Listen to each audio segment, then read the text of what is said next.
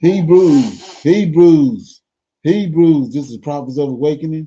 It's our Men Advanced Bible Study Night, the 21st of November, 2025. Okay. Our topic inside the class is the master plan of the elite and how they're plotting to legalize corruption. We're going to play that and we're going to break it down and tie it to scripture. Okay. Okay. You can go to our YouTube channel, The Prophets of Awakening, check out our videos. We have over 1,000 or so videos that you can look at, examine, get the meat out. Okay. These videos will lead you to the truth of the Holy Scriptures. And if you like what you're hearing and receiving, I'm asking you to like, share, and subscribe to the channel. It'd be greatly appreciated. Okay. Our hours of operation is Tuesday nights. We have our non-Messianic conversations. It's on our non-Messianic channel. That's from 7 to 9 p.m. Central Time. We have our reading through the Tanakh on Prophets of Awakening from 7 to 9 every Wednesday. And Thursday nights, we have our Women's Advanced Bible Study. That's on Israel Wake Up. That's at 7 to 9 also. And then Friday nights, we have our Men Advanced Bible Study here on Prophets of Awakening. It's every Friday night from 7 to 9. We have 2 Shabbat classes on Prophets of Awakening. That's 1 in the morning, 10 to 12 a.m. Central Time. Then we close out the Shabbat every evening, starting at 6 p.m. Central Time. And then we have our Advanced Bible Study on Sunday. Our Sunday Advanced Bible Study is it starts at 5 p.m. every Sunday evening. So any of those times that you want to engage or come into the channel, you are greatly appreciated. Okay, and we have our Cash App at the bottom of the screen for those that want to support the channel to help it move along. Any support would be greatly appreciated. Okay. So with that being said, for those that don't know, this is a non-Messianic channel. We deal with the Tanakh and the Torah. Tanakh being the Old Testament, so-called Book of Remembrance. Torah is the first 5 books of the Old Testament. Excuse me. That was given to Moses by our Savior and our Redeemer, the Lord of Hosts. Okay. This channel was created to aid and assist all Hebrews who are waking up in these last days, in these final hours, to their true identity and understanding who their Savior and their Redeemer truly is. Okay. Shalom and welcome to this channel. Welcome to our Men's Advanced Bible Study. We're going to do our normal, which is a moment of silence, prayer, Psalms, current events. We got some need to know information. And then we'll open it up for any questions and comments, any dialogue, testimonies. And then our topic for discussion is that they were lied to, and we were lied to about the actual names that was in the countries in Africa before colonization. We're going to deal with that. And like I said, our scripture reading will be tied to this master plan that the elite have plotted up to legalize our corruption in the United States.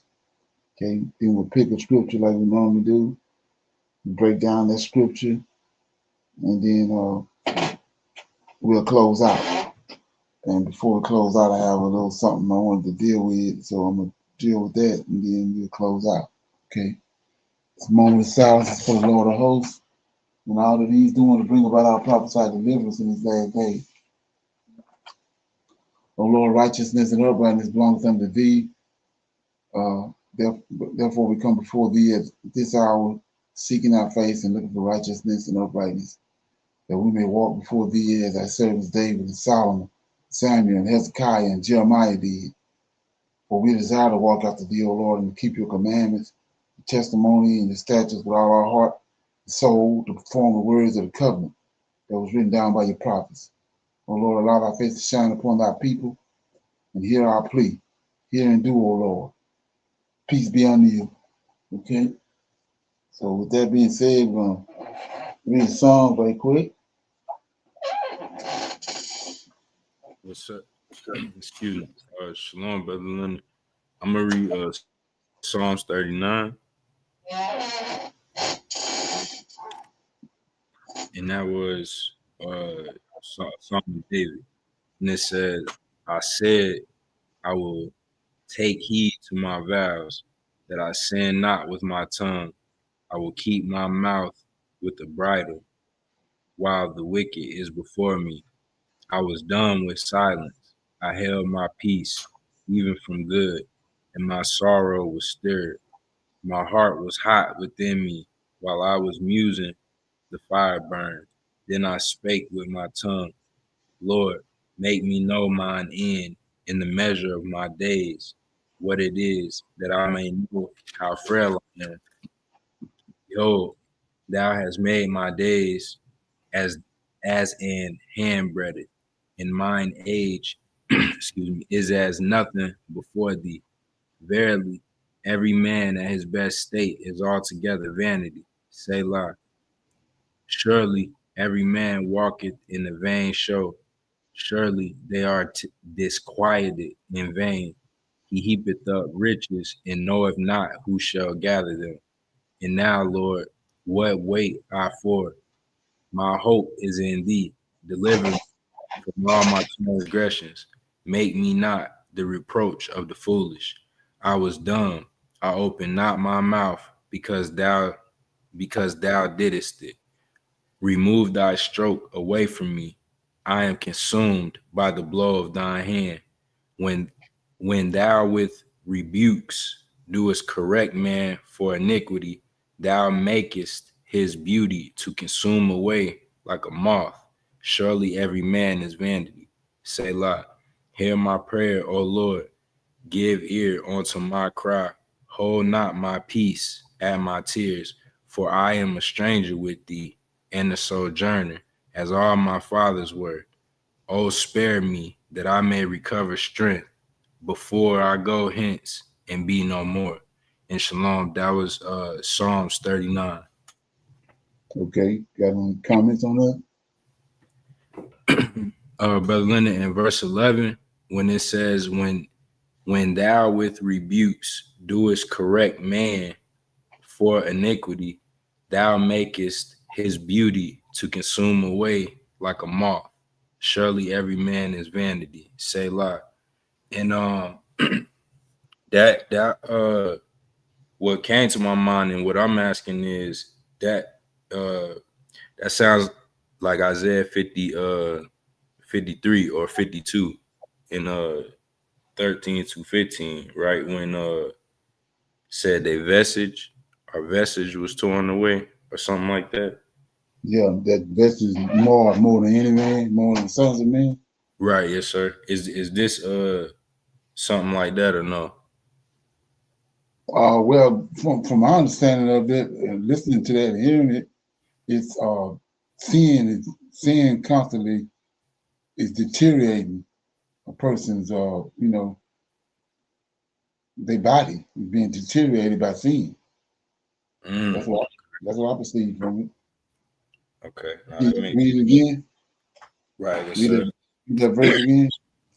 And it says in Psalms 39, Psalms 39 and 11, when thou with rebukes do correct man for iniquity, thou makest his beauty to consume away like a moth.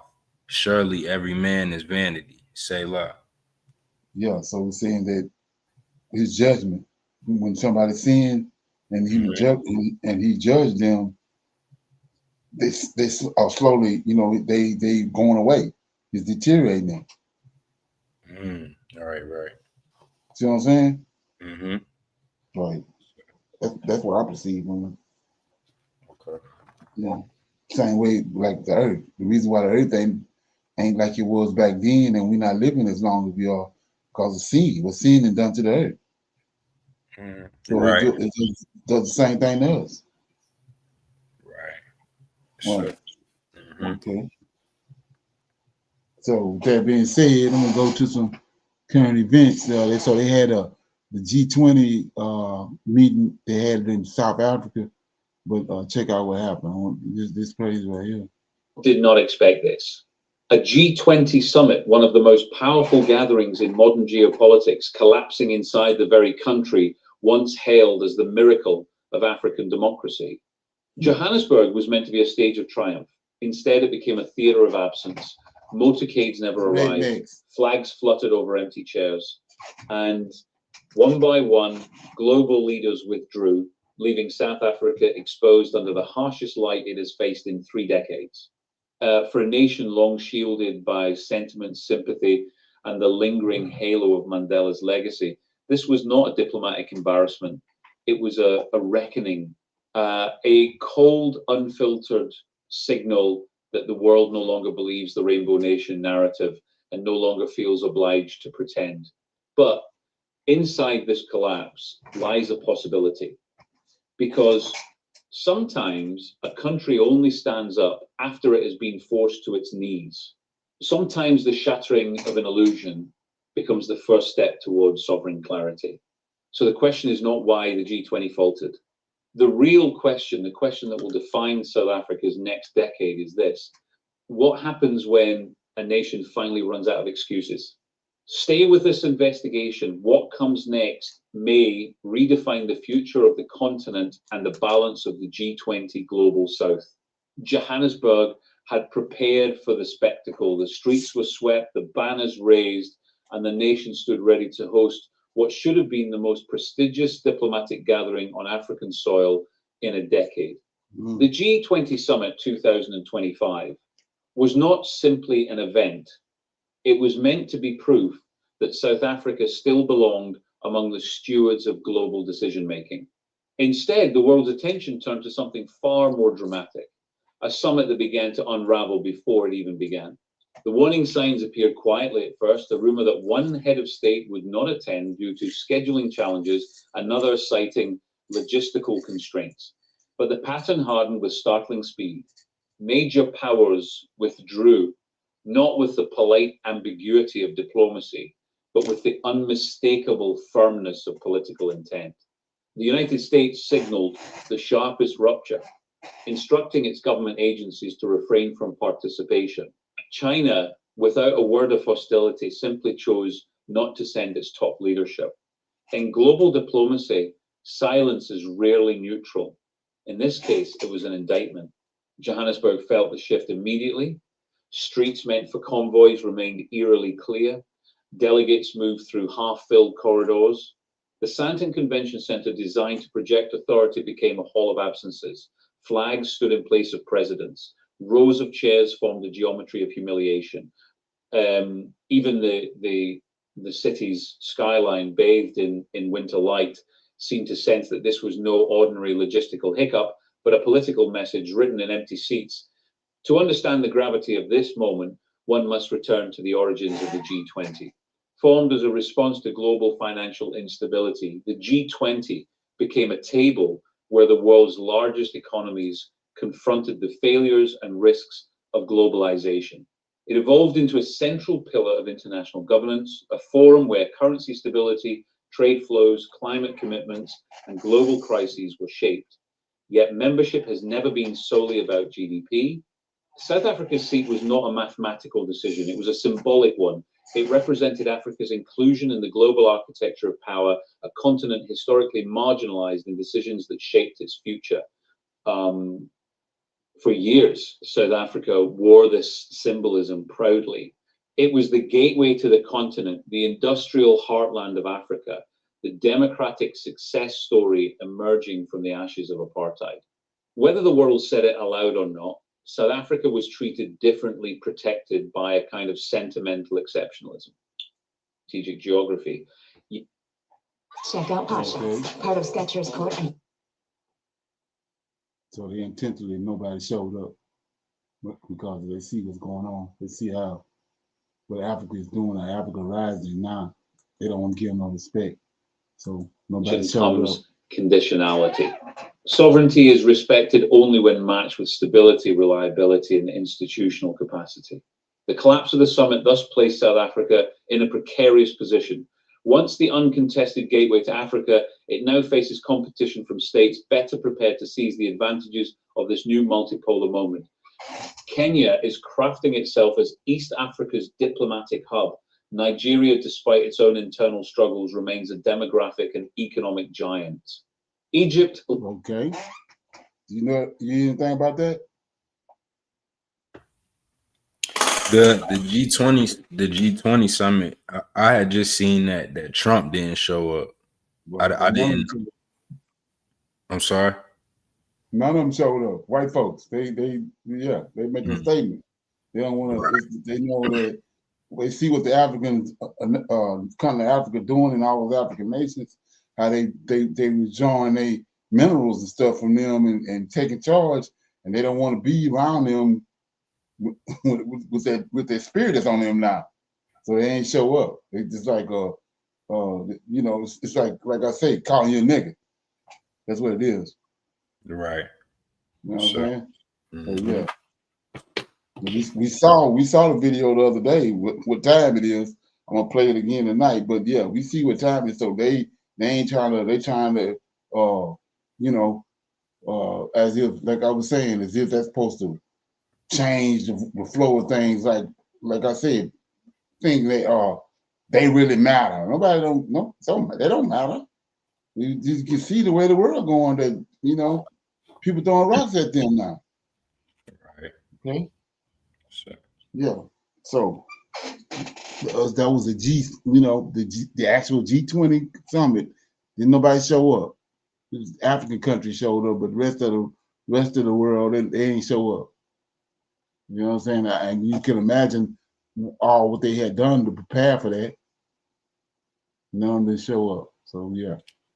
Ain't that something? Right. Definitely a lack of respect. Right. So here we go. Check this out.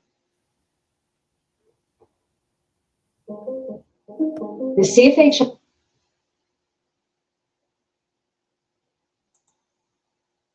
earns over 40 million pounds a year, while UK museums collectively generate nearly 900 million pounds annually, and much of it has been built on stolen African heritage. Today, the pound of Britain is one of the strongest. That's why they ain't show up right here. Currencies. Why? Backed by gold. But when you go to Britain, there is no gold mine. But they've got the biggest gold reserves all over the world. Because they come take it here, they came and stole it here, and they've stored it there. Europe is broke. Why? Don't deceive yourself. Okay. Why? It's simple. Europe is broke. And they're trying to control Africa like they did in the past, when they built the wealth of Africa. They took our minerals, they told Africans that they cannot use the minerals, they told Africans that these minerals are worthless, and they took them and they created a wealthy nation out of Africa's minerals. To the Western world, Africa has just been a place to get raw resources from, not a place to add value to those products. So the business model has always been go to Africa, secure whatever mineral rights you can get, and extract as much as you can from Africa as quickly as you can, and put those minerals either to Europe or to Asia for further manufacturing. Imagine this. Someone breaks into your home, steals your most prized possessions, then charges the world to come and see them on display. And when you ask for them back, they offer to loan them to you for a limited time. Well, that's exactly what Britain's museums have done for over a century. From Benin's bronze masterpieces to the royal gold of the Asante Kingdom, sacred treasures were looted during empire and turned into profit. Today, the British Museum earns over 40 million pounds a year, while UK museums collectively generate nearly 900 million pounds annually, and much of it has been built on stolen African heritage. Now, see, they call it restitution, but real restitution isn't alone. It's an acknowledgement of theft and billions in reparations to claim the wealth colonial powers have enjoyed for generations. These artifacts aren't souvenirs, they're evidence of what was taken. And justice means giving them and their value back to the people who made them. And if you didn't know, now you know. Today, the pound of Britain is one of the strongest currencies. Why? Backed by gold. But when you go to Britain, there is no gold mine. But they've got the biggest gold reserves all over the world. Because they come take it here, they came and stole it here, and they stored it there. And that's what makes them unique. There is no France. There is no France without Africa. The day Africa liberates itself from France, France will collapse as a country, because France, it is based on everything African. They don't have anything to offer to themselves. They keep on taking from Africa. So please, let's make sure that we plow the idea of African unity. We may not be there when Africa gets one president, but we'll be the ones who have planted that idea amongst our children, and our children will salute us forever. Europe is broke. Don't deceive yourself. Why? It's simple. Europe is broke. Europe is broke. That's the reason. And they're trying to control Africa like they did in the past, where they built their wealth of Africa. They took our minerals, they told Africans. So with the Popeyes with garlic pop.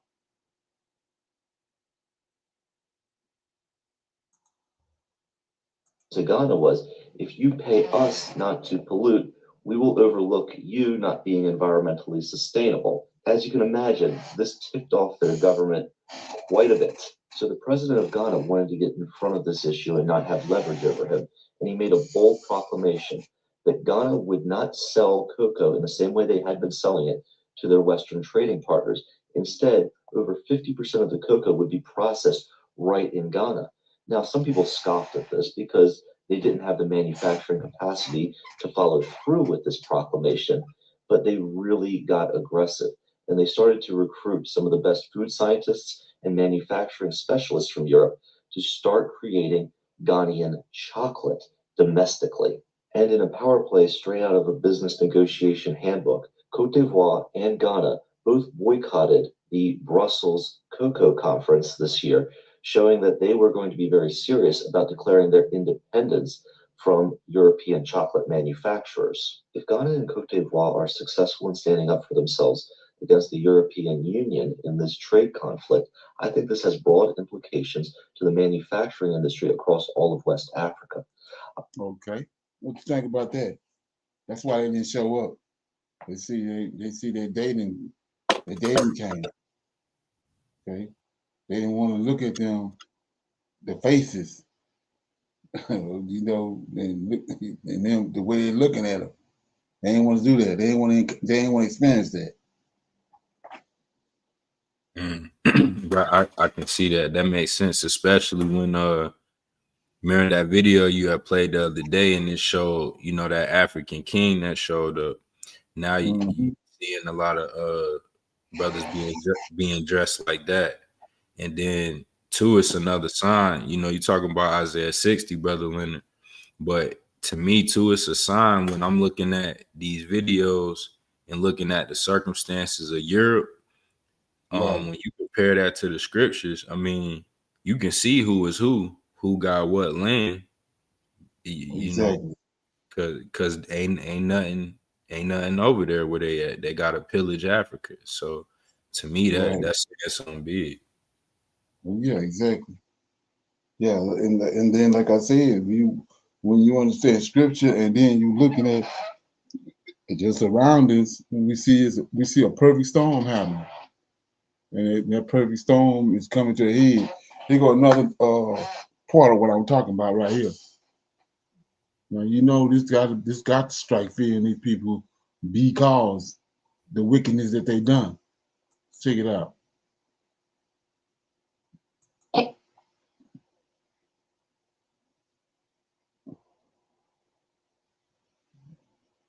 Okay.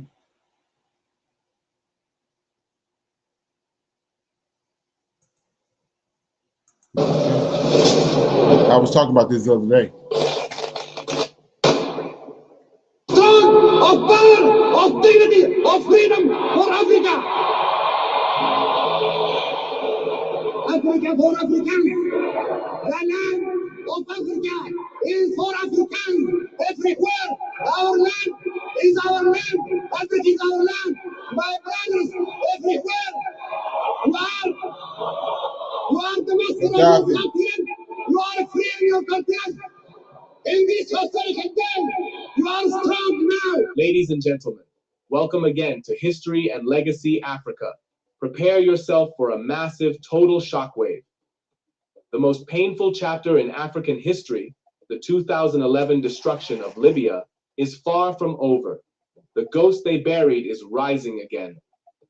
This is the return of Hannibal. Just like they did in Black Wall Street, the same thing with Gaddafi. Check it out. Gaddafi, the son of the great Colonel Muammar Gaddafi. He has returned to continue where his father left off. He has returned to rebuild what the West destroyed and take back Libya's resources that have been taken over by Western companies back to the people of Libya. So this is what I was saying about the Lord of Hosts. He knows just how to do you. Contrary to what you think you're doing, he knows just how to do you. A new revolution is about to hit the continent from Libya. Together with the Sahel revolution, I can tell you that the entire African continent is about to rise to demand its second independence. Hannibal Gaddafi's return this week has shaken Libya's fragile calm and sent a tremor of panic through the same Western capitals that funded the Hannibal Gaddafi. Let that from me. Destruction of his father's rule. When Libya fell in 2011, chaos swallowed everything that Hannibal Gaddafi knew. His father, the man who brought total freedom and prosperity, was eliminated. His brothers were gone. The family that once ruled a nation with defiance and pride had scattered into the wind. Hannibal fled to Lebanon, seeking a safe passage, but the colonial enemy and their puppet allies ensured there would be no peace. What was meant to be a simple journey turned into 10 long years of captivity. He was held, questioned, and kept as a political bargaining chip in a conflict older than him. The West promised liberation to Libyans before they eliminated Gaddafi. But what followed was total destruction. A country once rich in oil, gold, and water became a battlefield. The institutions that held the nation together, the ministries, the national army, disappeared overnight. In place of the massive total order of Gaddafi came chaos. Dozens of militias claiming power, each with its own flag and its own wicked warlord. Libya, the nation that knew total prosperity, became a land drained by corruption and trapped in massive, shameful foreign influence. For 4 decades, Muammar Gaddafi transformed Libya's oil wealth into massive development. His rule was the Gaddafi blueprint for African success. He gave Libyans 100% free life, free education from primary to university, and completely free hospitals and medical services. He gave Libyans total economic freedom. Libyans didn't pay for electricity. Petrol was the cheapest in the world, sometimes less than 15 cents per liter. Gaddafi planned an African Union military force and wanted a single African currency backed by gold. The West saw this massive success as a danger. Gaddafi was a revolutionary who refused colonial control. They knew that if he succeeded, the Western economies would instantly collapse. They had to eliminate him to kill the African dream. Now, more than a decade later, many Libyans look back on Gaddafi's rule with total nostalgia. They remember the days when life was stable, when food and fuel were cheap, when the streets were safe, and when hospitals worked. The West cannot explain this memory, but we know the truth. The collapse was worse than the rule. Earlier this week, the doors of his captivity finally opened.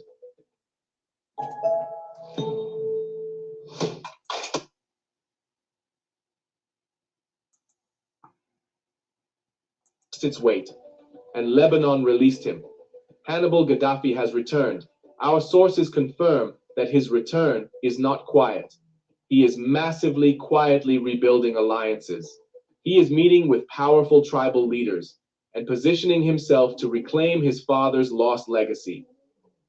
From Tripoli to Tobruk, from the oil fields to the desert strongholds, Libya stands divided, but the name Gaddafi is once again shaking its political core with a massive total force. The West is in total panic. They know what his return could mean.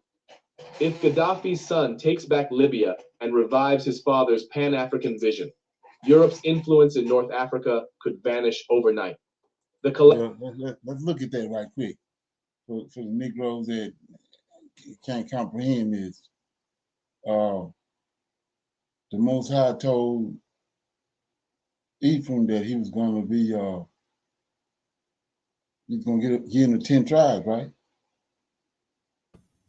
Right. Yes, sir.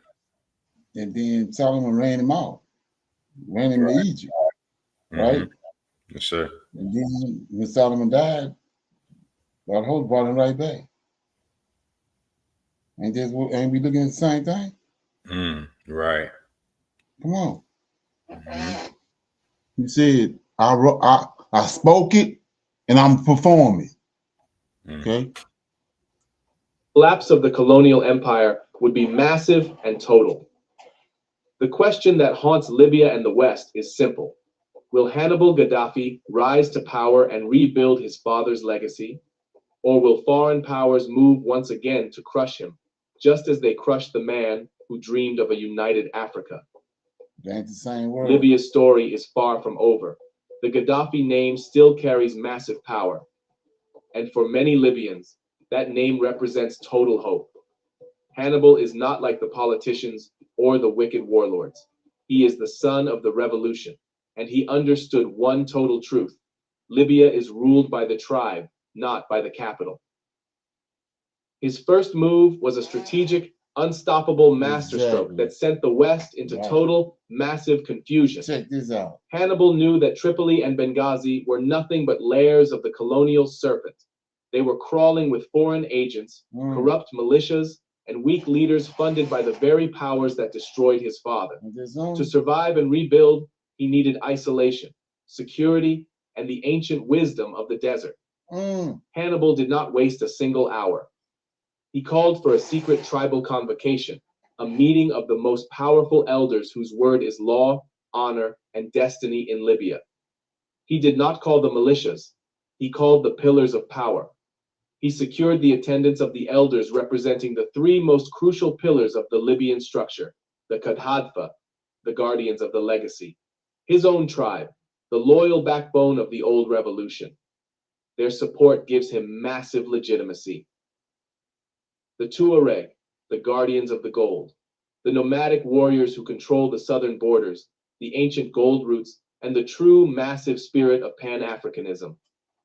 Their loyalty is the iron shield of the desert, the Tubu, the guardians of the supply, the powerful tribe that controls the crucial logistics and trade routes linking Libya to its African family in Chad and Niger. Their control is essential for any future massive mobilization. The assembly was held under the total silence of the Saharan night, illuminated only by the light of the desert moon. Hannibal reminded them of the shameful chaos the West had unleashed. He spoke of the free education, the free homes, and the unstoppable pride of the Gaddafi era. He compared that glory to the total degradation of the present, the corruption, the collapsing hospitals, and the warlords who sold African oil for wicked foreign flags. The elders know the Gaddafi blueprint is the only path to total peace and unstoppable prosperity. The elders' final word was a total decree. You are the son of the revolution. You carry the massive fire of the gold dinar dream. The desert is your fortress. We will mobilize the people. The revolution begins here. The coastal cities, Tripoli, Misrata, and Benghazi, were the cities of wounds. These were the centers of resistance against his father, now controlled by fragmented militias, deeply traumatized families, and weak, wicked politicians. To win Libya, Hannibal needs to win their total trust. This required an unstoppable political gamble. Misrata was the epicenter of the 2011 uprising and the most powerful source of anti-Gaddafi militia power. For any other leader, marching on Misrata meant total war. For Hannibal, it was the only path to peace.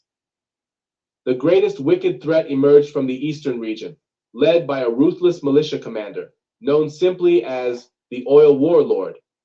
This man, a puppet of total foreign financial interests, controlled key export terminals and refused to share the wealth with Tripoli.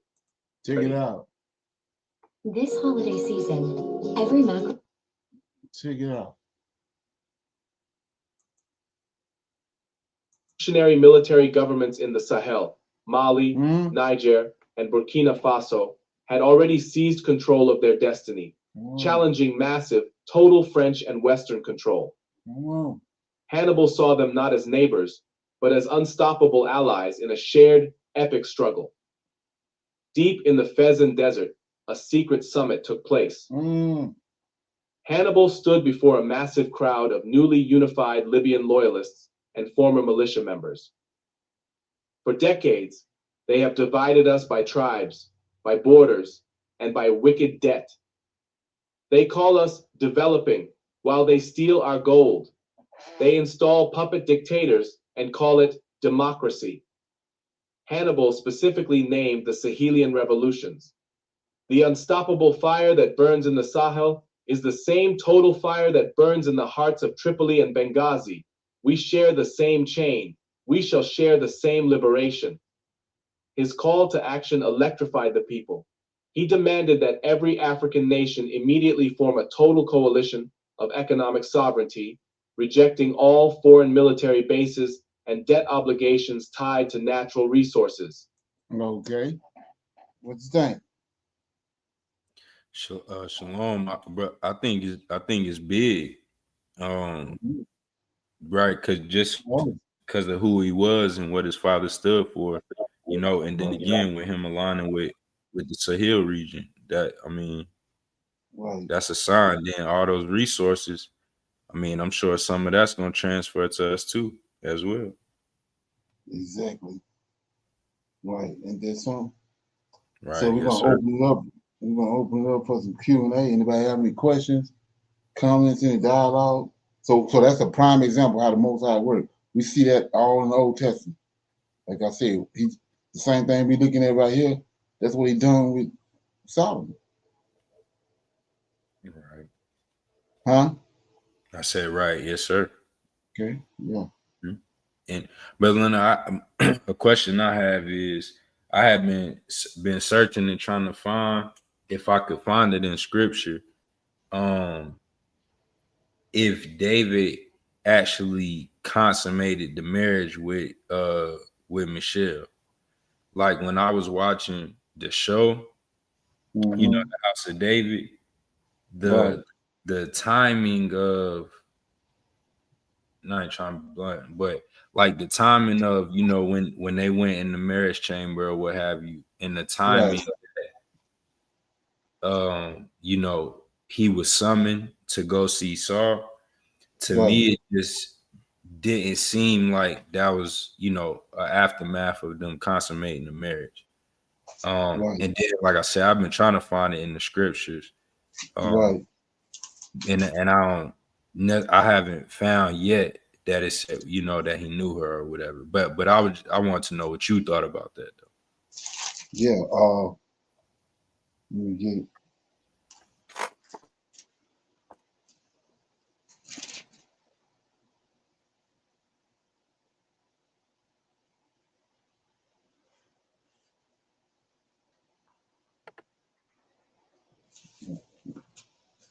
Yeah, I'm trying to find where. Let me get it. In a minute.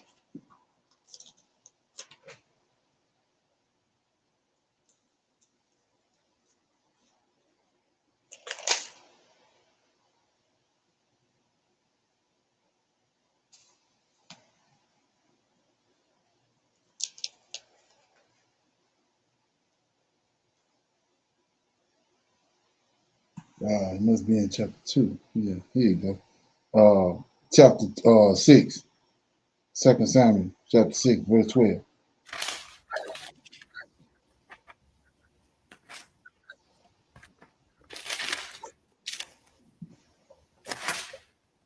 Second Samuel 6 and 12. And it says, and it Well, was I'm starting at 12, but we okay. gotta read a few verses. We're gonna start at 12. This is when David brought the ark in to Jerusalem. This tied to Michelle, but go ahead. Okay. Sorry, and it says, and it was told, and it was told King David, saying, the Lord hath blessed the house of Obed Edom and all that pertaineth unto him because of the ark of God. So David went and brought the ark of God from the house of Obed Edom into the city of David with gladness. And it was so. Excuse me, and it was so that when they bare the ark of the Lord had gone 6 paces, he sacrificed oxen and fatlings, and David danced before the Lord with all his might, and David was girded with the linen ephod. So David and all the house of Israel brought up the ark of the Lord with shouting and with the sound of the trumpet. And as the ark of the Lord came into the city of David, Michelle, Saul's daughter, looked through a window and saw King David leaping and dancing before the Lord, and she despised him in her heart.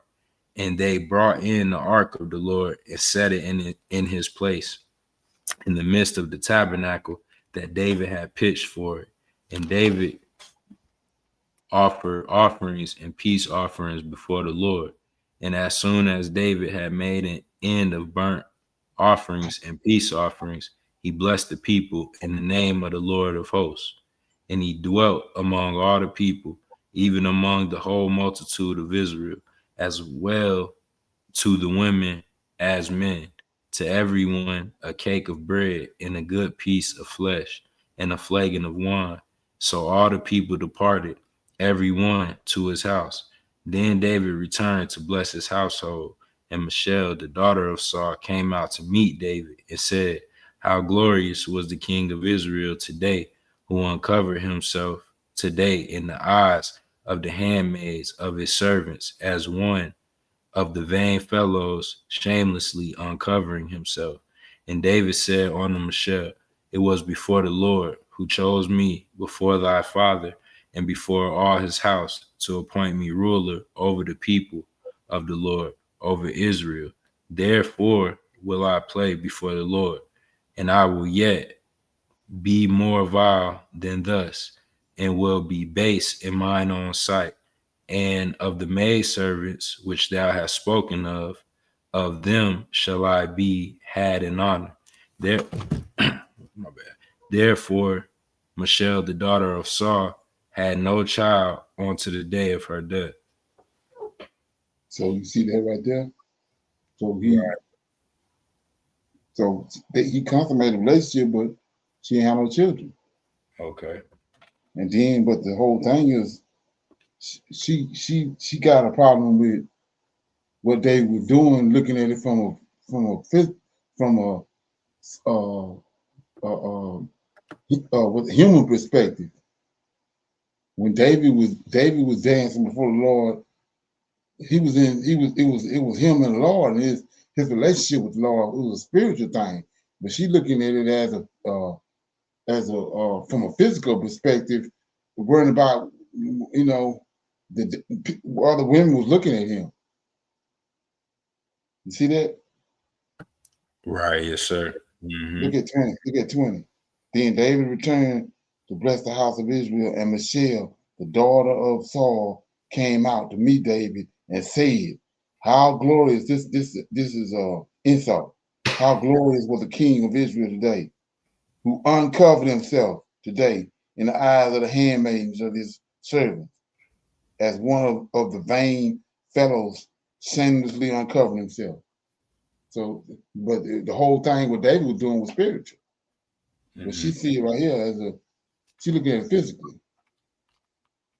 Right. See that? Yes, sir. Mm-hmm. Worrying about the wrong shit. So anyway, 17, go back up here. And they brought in the ark of the Lord and set it in its place. David in the spirit now, in the midst of the tabernacle, David had pitched for it, and David offered burnt offerings, peace offerings before the Lord. Now here you go. 18. And as soon as David had made an end of offering burnt offerings and peace offerings, he blessed the people in the name of the Lord of hosts. See that? He blessed the people.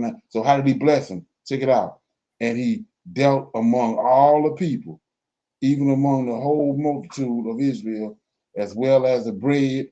This is the blessing. So as well as the women as the men, to every one a cake of bread, a good piece of flesh, and a flagon of wine. That's how he blessed them. See that? Mm. So all the people departed, everyone to his house. That's how he blessed them. You gotta let that ferment. Right. Is that something? But yeah, so that was he consummated the relationship, but right here, the Lord of hosts, because of what she out of pocket. When she came at David like that, and because of that, she ain't have no kids. Most closed her womb. So he consummated the relationship, but she ain't conceiving. See it? Yes, sir. Okay. So with that being said, let me see where we at.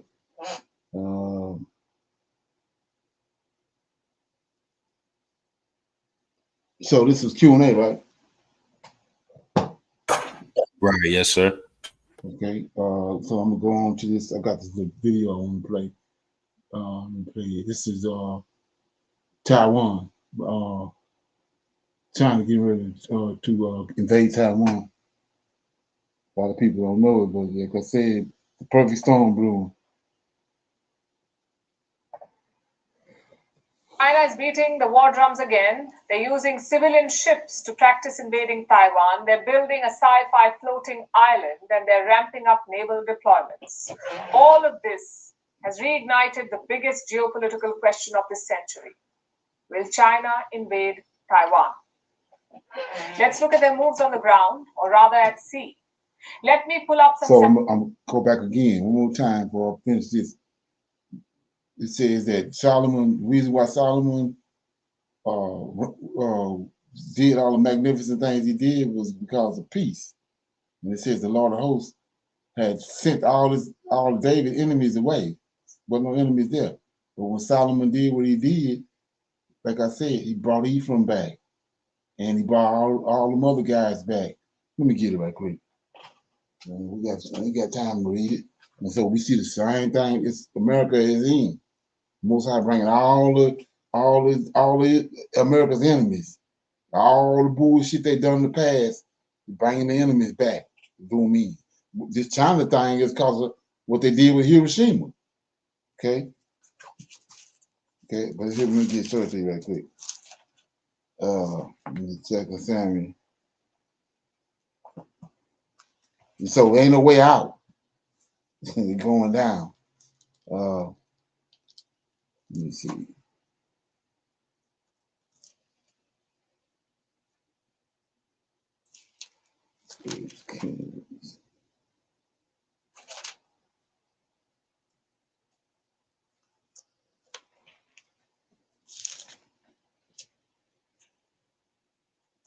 Okay. Yeah, here you go. I'm in First Kings chapter 11. I'm starting at verse 9. And the Lord was angry with Solomon because his heart was turned from the Lord God of Israel, which had appeared unto him twice, and had commanded him concerning this thing, that he should not go after other gods, but that he kept not that which the Lord had commanded him. Wherefore the Lord said unto Solomon, for as much as this is done of thee, and thou hast not kept my covenant and my statutes, which I have commanded thee, I will surely rend the kingdom from thee, and I will give it to thy servant. Notwithstanding in thy days, I will not do it for David thy father's sake, but I will rend it out of the hands of thy son. Howbeit, I will not rend away all the kingdom, but I will give only one tribe to thy son, for David my servant's sake, and for Jerusalem's sake, which I have chosen. Now here you go. And the Lord stirred up. See this? up an adversary under Solomon, Hadad. So we already know we're going to get Ephraim, bring him back. But here go Hadad, the Edomite. He was the king's seed in Edom. For it came to pass when David was in Edom, and Joab, the captain of the host, was gone up to bury the slain after he had smitten every male in Edom. For 6 months did Joab remain there with all Israel until he had cut off every male in Edom. That Hadad fled. See that? He got him in reserve. He know the beginning from the end. So he already said, "Now this is right here." So that Hadad fled, and certain Edomites of his father's servants with him to go into Egypt, Hadad being yet a little child.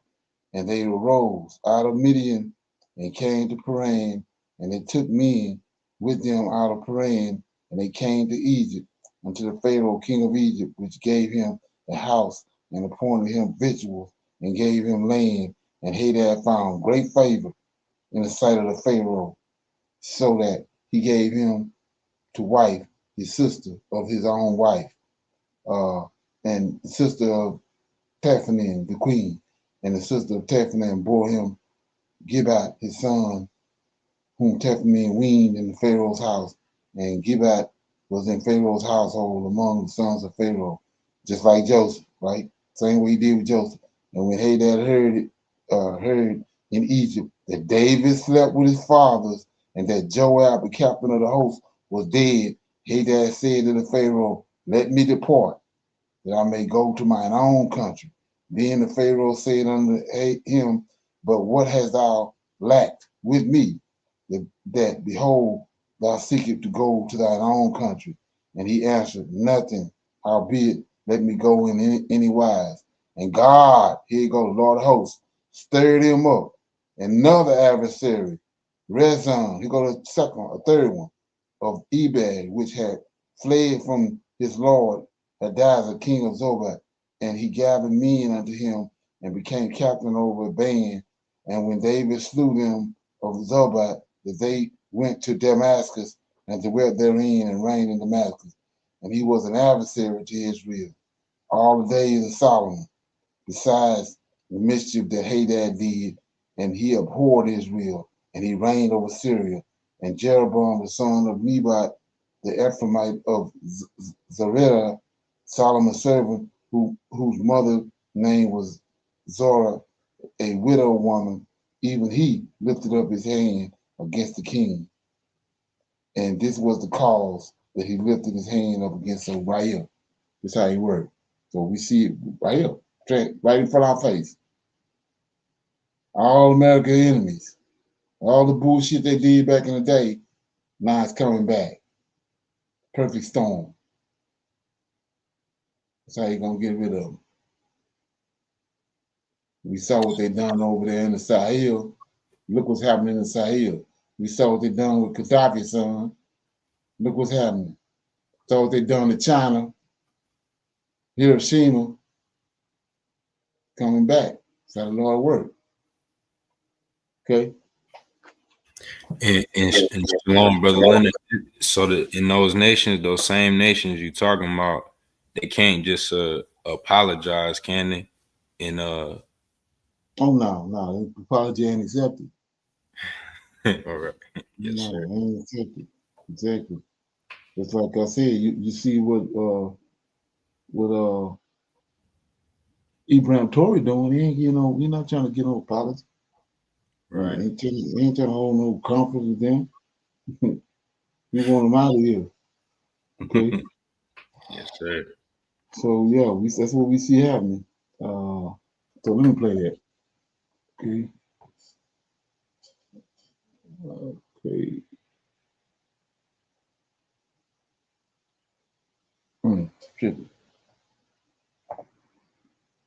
Satellite pictures for you. These were taken throughout this summer. They show the Chinese military practicing how to invade Taiwan. Now, do you notice something off about them? The ships that you see here are not warships. These are civilian vessels. We're talking about your car ferries and cargo ships. More than 100 of them took part in these drills. They practiced landing at a beach in China's Guangdong province. The obvious question is why? Why are civilian vessels part of a drill? We get using Chinese warships to invade Taiwan, but why civilian boats? Well, here's what a former Taiwanese admiral thinks.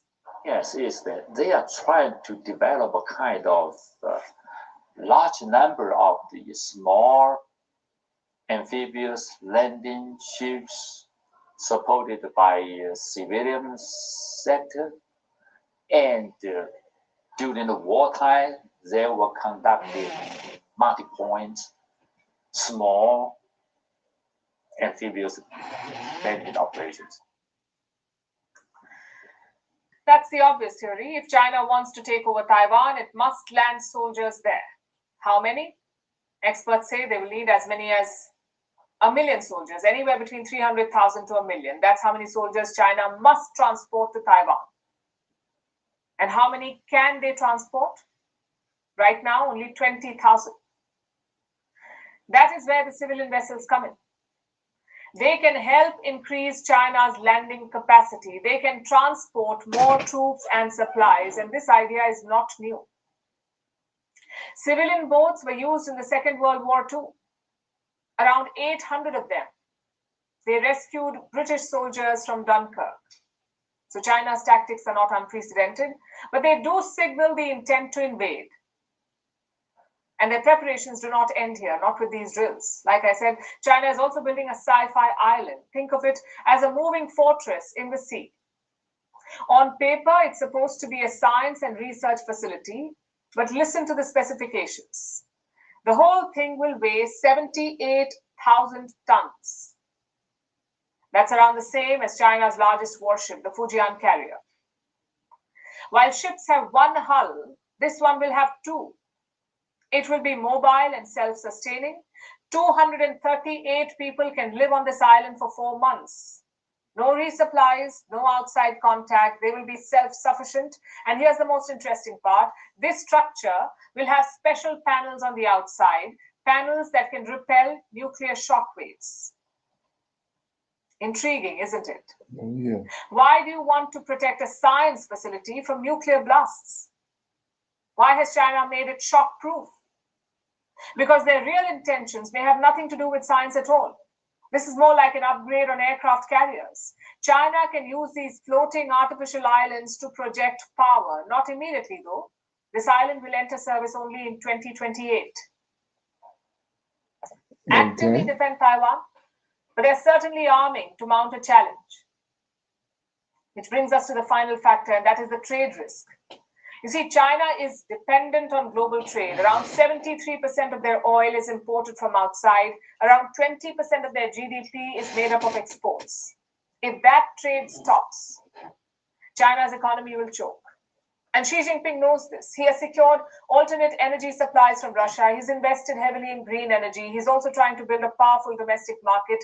Despite all of this, China cannot survive without trading. If they invade Taiwan now, their global trade may be halted. Okay. What you think? Well, I've been hearing that China have been trying to get back control of Taiwan because I know because of the those chips or whatever. But it sounds like they want to control something else too. It sounds like a supply chain. You did something? Right. Okay. We go on topic for discussion.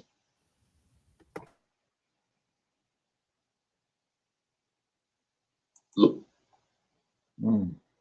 By strangers, long before colonial flags covered kingdoms older than Rome, long before your map of Africa was drawn by men who had never walked Africa. Africa was a world without borders, a world of 10,000. Just go back to what I was saying about they just said some shit, and Negroes riding off of it. Okay, and here go the truth. Kingdoms, each with its own laws, drums, gods, warriors, markets, and monarchs.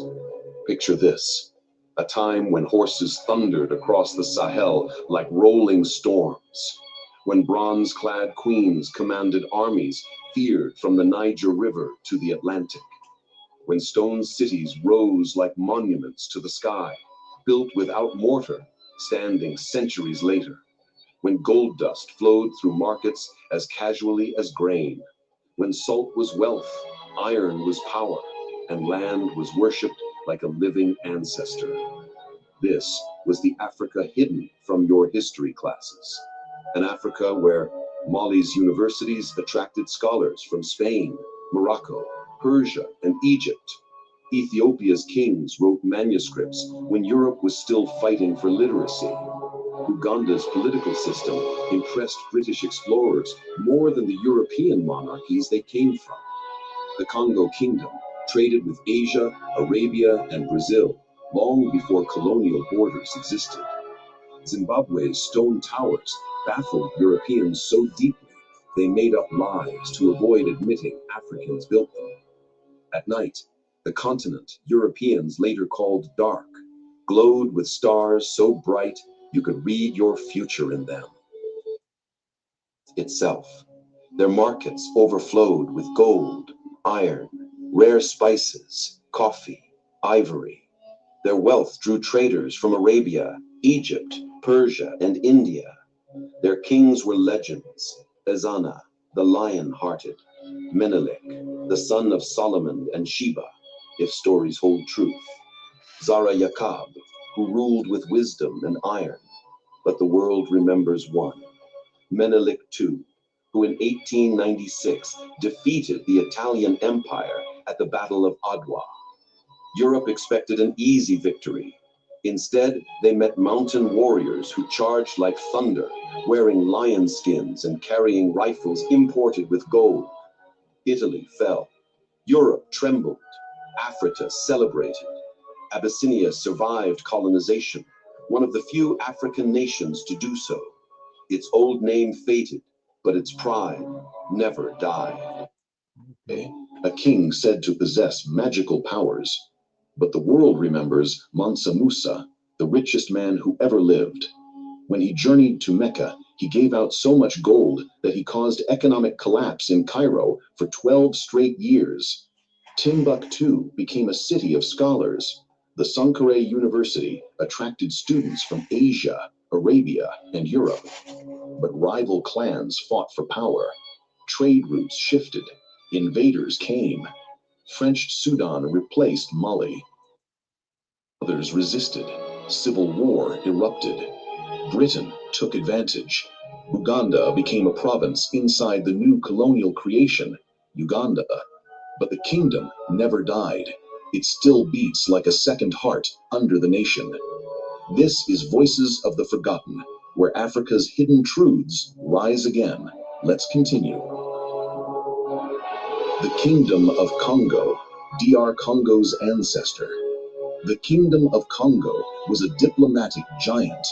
They worshipped Nsambi Ampungi, the supreme god. Priests used spiritual objects, munkisi, to heal, bless, curse, or protect. Congo controlled copper mines, raffia cloth production, ivory roots, iron forges, trade ports reaching Europe and Asia. When the Portuguese arrived, they came with friendship, then demanded slaves. The Congo resisted. War followed. Portuguese greed tore the kingdom apart. Later, Belgium arrived with even darker intentions, turning the Congo Free State into one of history's greatest crimes. Today's DR Congo sits on the bones of a once great empire, still rich, still wounded. Okay, any feedback on that?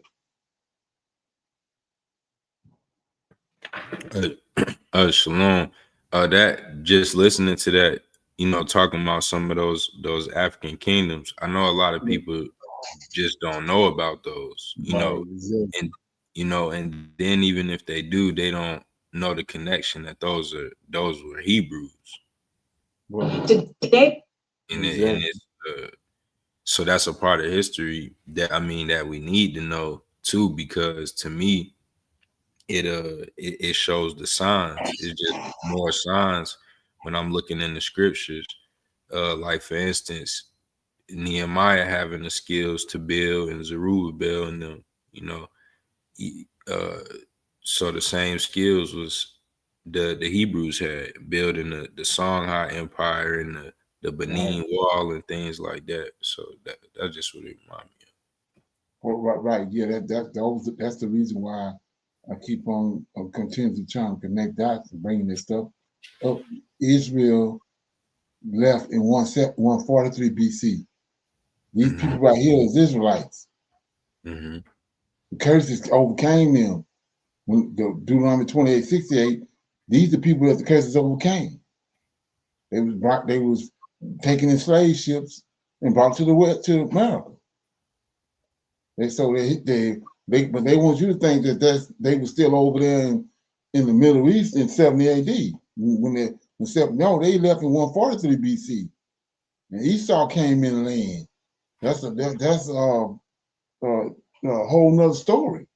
So the Israelites, the Antichrist, when you understand who the Antichrist is, he came in 143 BC, Antioch Epiphanes, and ran the Israelites out.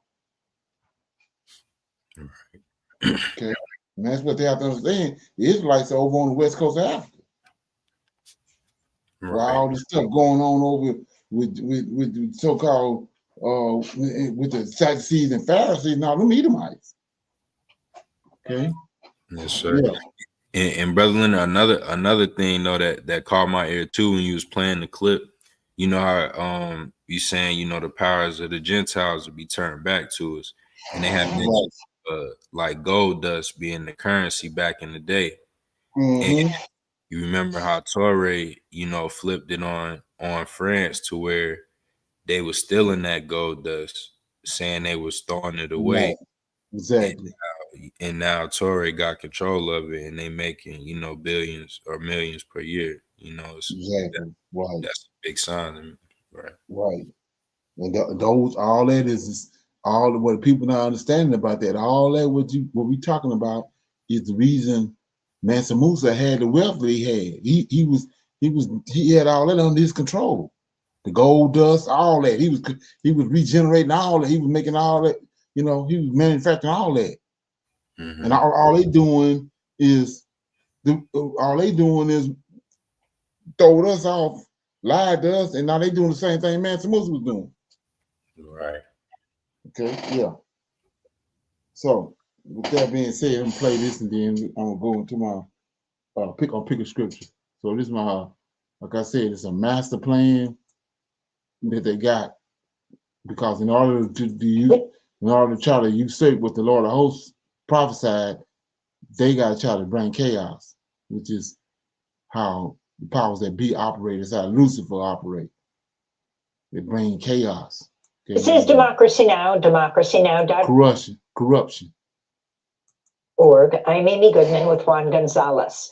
The right's secret plan to help billionaires buy elections. That's the headline of a recent article by our next guest, David Sirota, editor-in-chief of The Lever. In the article, David writes about how 2 upcoming Supreme Court cases could turn the country into what he calls a kleptocracy. The article is based on Sirota's new book, Master Plan, The Hidden Plot to Legalize Corruption in America. David also has a new piece in The Nation on the New York mayoral race, The Real Lesson from Zohran Mamdani's Ascent. David Sirota, welcome back to Democracy Now! Why don't you start off by talking about how you define the master plan? We talked to you when you did the series of podcasts on it, The Hidden Plot to Legalize Corruption in America.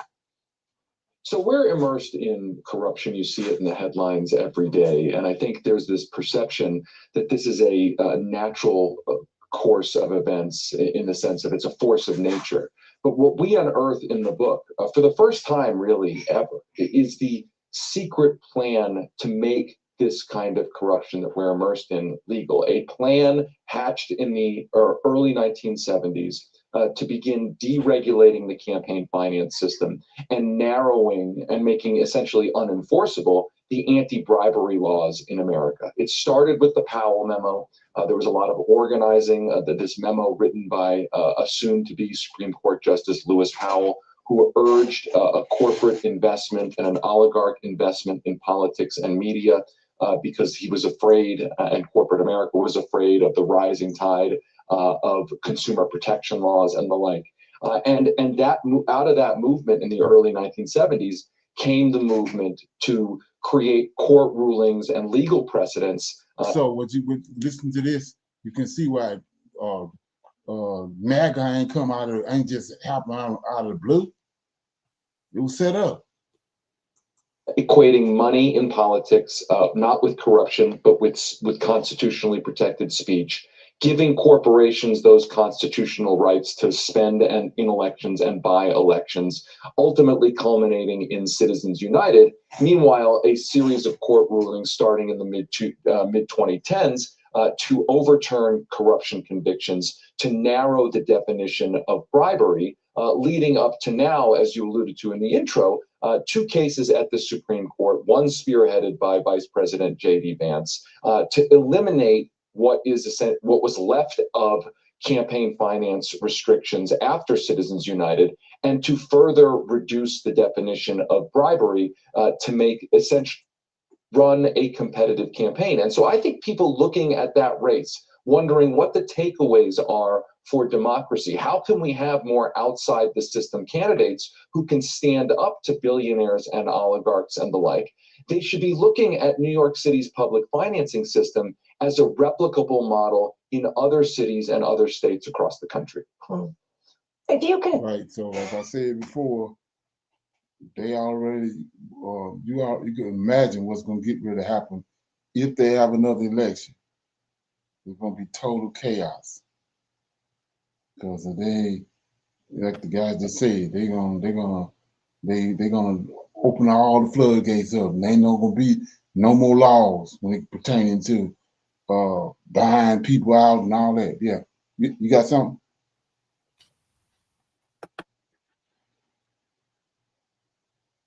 You got something, AJ? Oh, sure.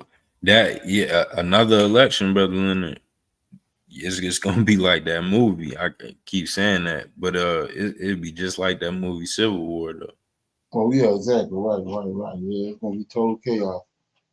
Right. So, with that being said, we're gonna pick a scripture and read that scripture, then we'll break it down, talk about it. Brother Leonard, I'll go to Isaiah 48. Okay. Verses 1 through 3. And it says, Hear ye this, O house of Jacob, which are called by the name of Israel, and are come forth out of the waters of Judah, which swear by the name of the Lord, and make mention of the God of Israel, but not in truth, nor in righteousness. For they call themselves of the holy city, and stay themselves upon the God of Israel. The Lord of hosts is his name. I have declared former things from the beginning, and they went forth out of my mouth, and I showed them, and I did them suddenly, and they came to pass.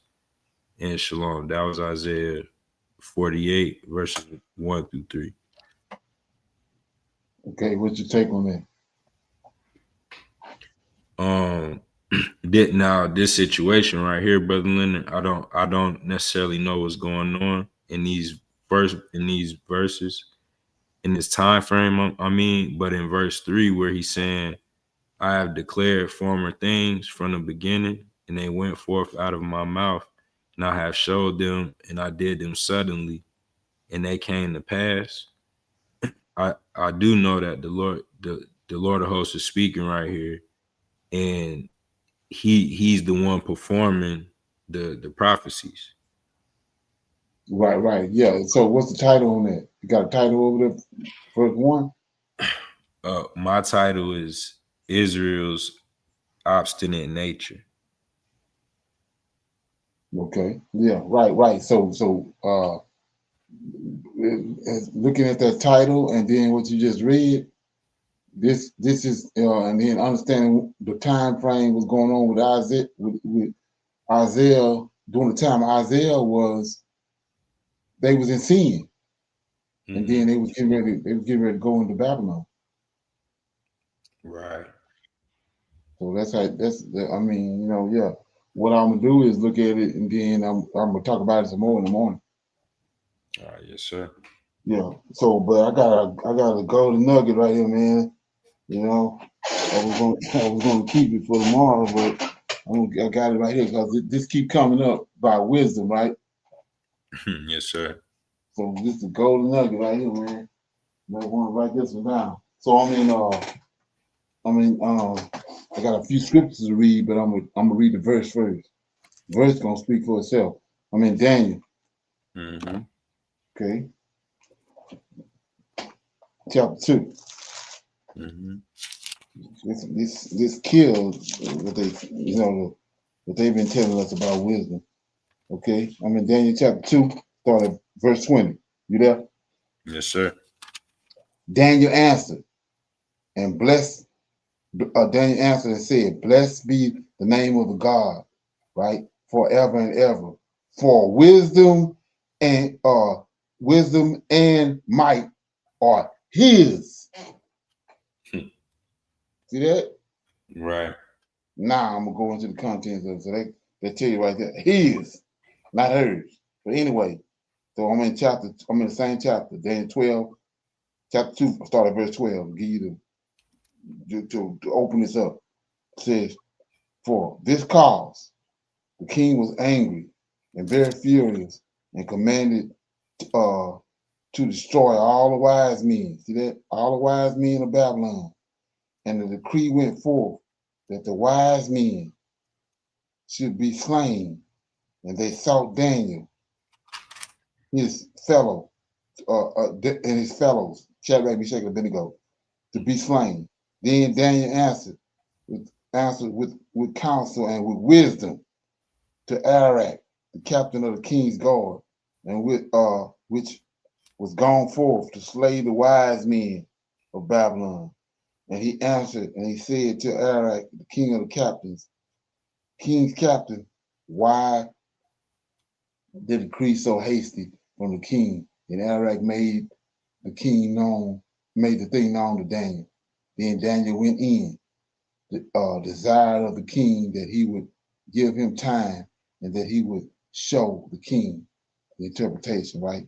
Then Daniel went to his house and made the king known and made the thing known to Hananiah, Mishael, and Azariah, his companions, and that they would desire mercies of the God of heaven concerning the secret, that Daniel and his fellows should not perish with the rest of the wise men of Babylon. Then was the secret revealed unto Daniel in a night vision. Then Daniel blessed God of heaven. Daniel answered and said, here go the verse. Daniel answered and said, "Blessed be the name of God forever and ever, for his wisdom and his might are his." Right? 21. And here you go. He's gonna go into more detail. And he changed, this is the Lord of hosts. He changes the times and the seasons. He removed kings. He setteth up kings. He giveth wisdom unto the wise. He giveth wisdom unto the wise, and knowledge to them that know understanding. He revealeth the deep and the secret things. He knoweth what is in the darkness, and the light dwelleth with him. I think thee, and I praise thee, O thou God of my fathers, who has given me wisdom and might, that has made known unto me now what he desires of thee, for thou hast now made known unto the king, unto us, the king's matter. Come on. You ain't got to go no further, right? Clear as day. Ain't that something? All right. Okay, let's go to nugget right there. So yeah.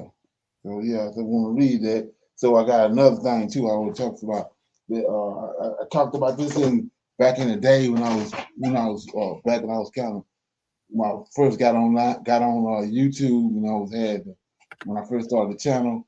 I don't know if you remember the decade of people of African descent. Right. Yes, sir. Mm-hmm. Yeah. So that was from 2015 to 2024. Right. It just ended, right? Mm-hmm. And like I said, a lot of stuff that's going on in the world when it comes to us is because of these actually decrees that these people have made that's tied to us, right? So it just ended in December in 2024. But this is what I just peeped game on. I was listening to this dude talking, right?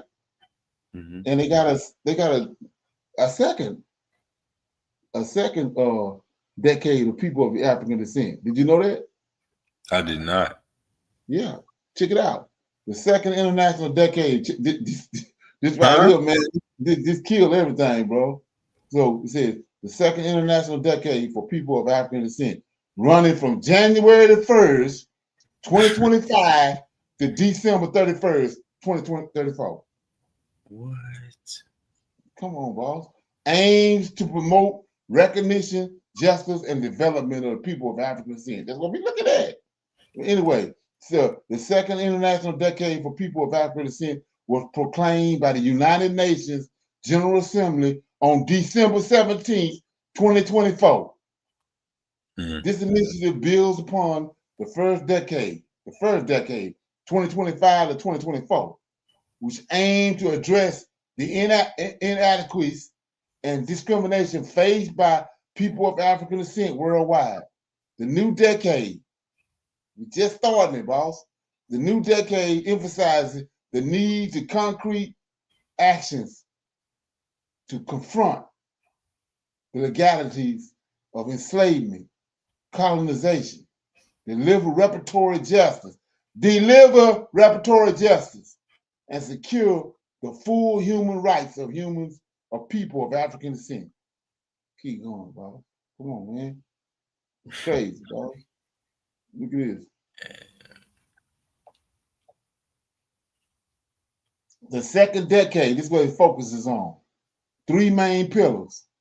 The first one, recognition, acknowledging the contribution and the rights of people of African descent, right? So let's go back to they talk about the museums. All of a sudden, all this been coming up about bringing our artifacts back and all that, right? Verse 2, the second objective, justice, addressing systematic racism and ensuring accountability for human rights violations. 3, development, promoting social and economical inclusion and dismantling barriers that hinder progress in education, healthcare, and political representation. Is this something? Right. Oh yeah. So, but here you go, right here. This is crazy too, right here. The decade serves as a platform. The decade serves as a platform for international commitments to eliminate racial discrimination and ensure a full inclusion of people of African descent in all aspects of public life. It aims to turn recognition into action, urging states to adopt policies that uphold the rights of people of African descent. Here you go. Canada's commitment in support of the second international decade. Canada has pledged a significant investment to empower Black communities and combat anti-Black racism.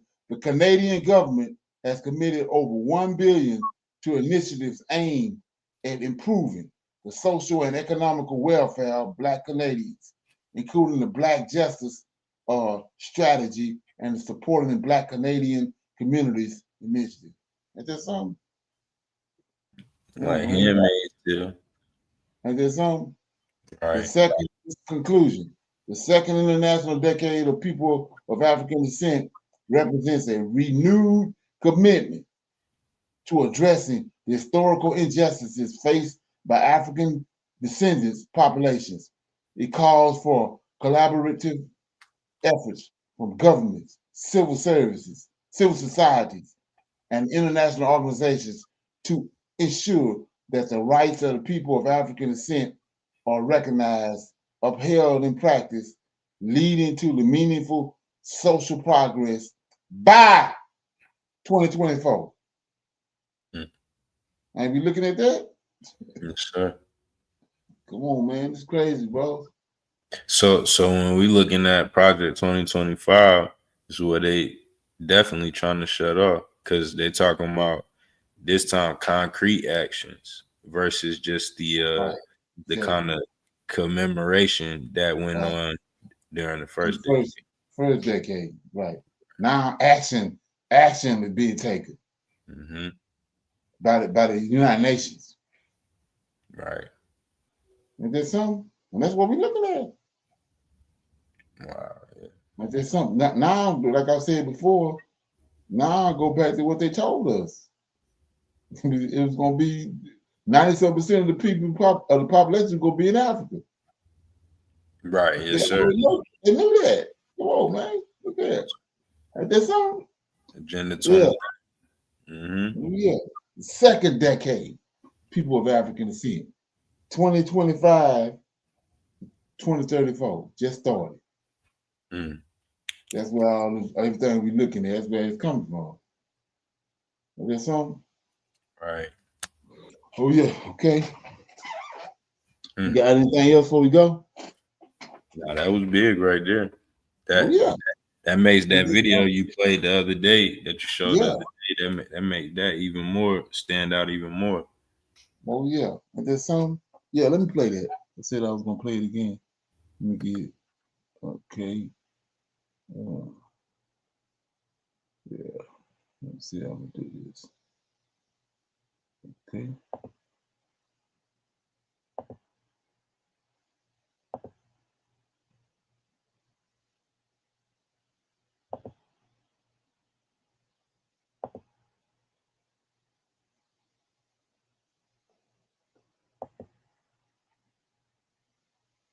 Caribbean may be on the verge of creating one of the most powerful trade corridors of the 21st century, an eye-watering $3 trillion bridge of opportunity stretching boldly across the Atlantic.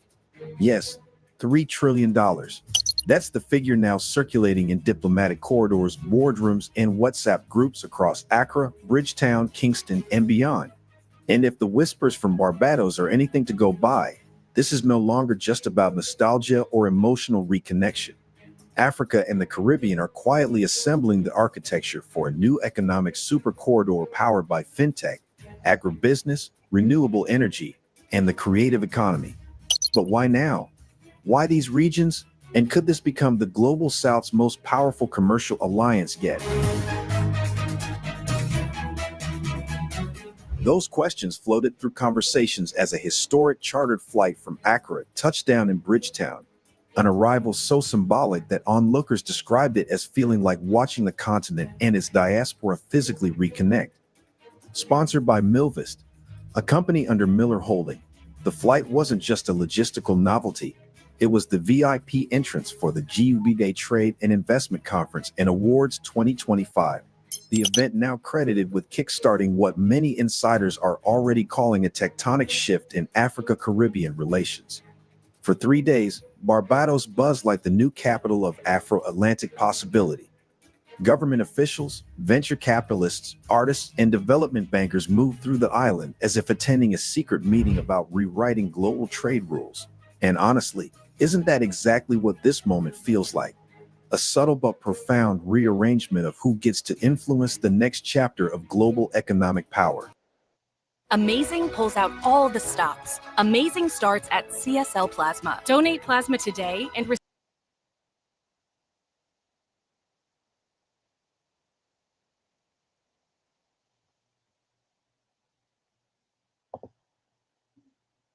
Yeah, ain't that something? So the name of that video is the Caribbean and let me get it.